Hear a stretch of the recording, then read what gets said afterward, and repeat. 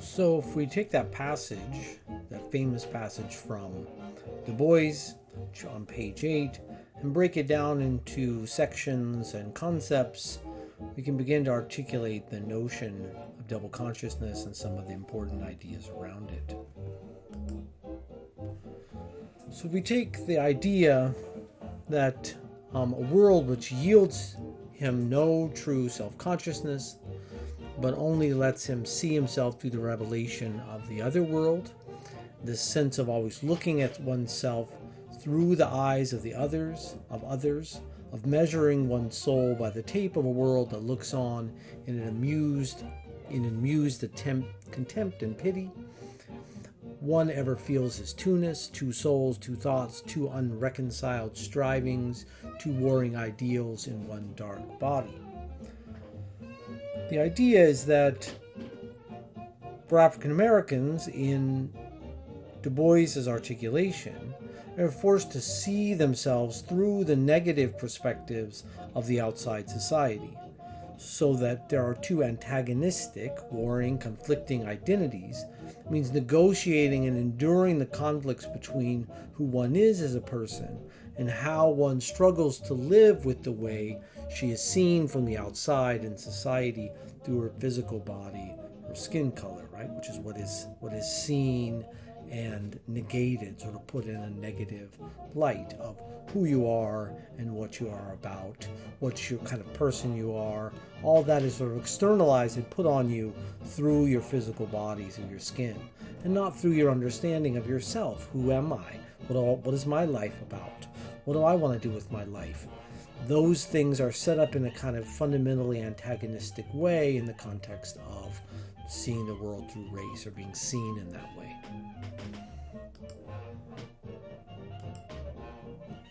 So, true self-consciousness requires the merging of how I see myself and how I am seen or represented. There has to be some kind of balance between how I understand myself as a person and my goals and my thoughts internally. I'm a good person. This is what I want to do with my life. It's meaningful. All those things have to match up with how you are seen as well, right? Particularly the internal positive descriptions I have of myself, my own self-understanding and sense of self-worth has to be matched by an external positive descriptions. You are a person, you're a human being, and you're good and worthy.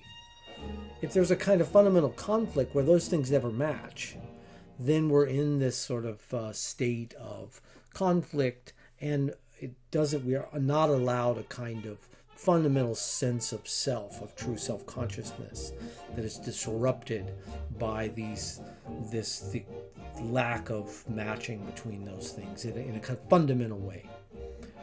What Mark Black calls the harmful ascription, right, can be seen as the external negative ascriptions of contempt that come from the outside world, that doesn't allow for a merging of positive internal ascriptions with positive external ascriptions in the context of race and racism. So no matter how I see myself, I'm a good person, I want to live this life and have these projects, whatever it is. Those are never matched on the outside, because on the outside you are seen in a particular way and understood and articulated as a certain kind of person, oftentimes in a negative way, just on the basis of your skin color. So another passage that kind of adds on to this from Du Bois on page 9 of that text. He says, the history of the American Negro is the history of this strife we've been talking about, this longing to attain self-conscious manhood, to merge his double self into a better and truer self. In this merging, he wishes neither of the older selves to be lost. He would not Africanize America. He would not bleach his Negro soul. He simply wishes to make it possible for a man to be both a Negro and an American without being cursed and spit upon by his fellow, without having the doors of opportunity closed roughly in his face. This, then, is the end of his striving to be a co-worker in the kingdom of culture. So for Du Bois, part of the idea he's articulating is the possibility and the necessity of moving beyond or kind of eradicating the double consciousness so that people can live in a flourishing way as people in the context of being, being African American in the United States, right?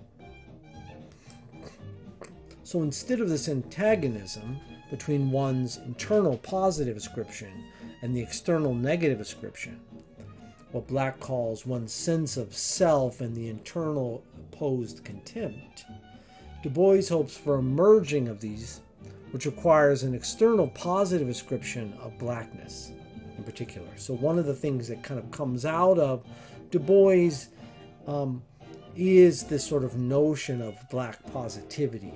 We see in things like Black power, Black pride. We've kind of talked about this in the Linton essay, the sort of notion of kind of articulating a positive Blackness. But part of this sort of work to frame this in a positive way, to create narratives, positive narratives of Blackness, of Black pride, from Du Bois all the way up to Beyonce and beyond, right? We see this work that's trying to take that sort of external negative that doesn't match one's own sense of worth and self in the sort of context of the negativeness of Blackness in the world, and try to turn that into something positive to allow for a merging of one's inner positivity with an external positivity, right, of Blackness. So Du Bois, in other historical works, such as The World in Africa, articulates a positive history of Blackness, of Black people and Black civilizations in particular, right? So just trying to show all the sort of power and prowess and intellectual capacity and culture and so on of Africa and of the African diaspora people in general, as a piece of that kind of trying to create external positive ascriptions of Blackness,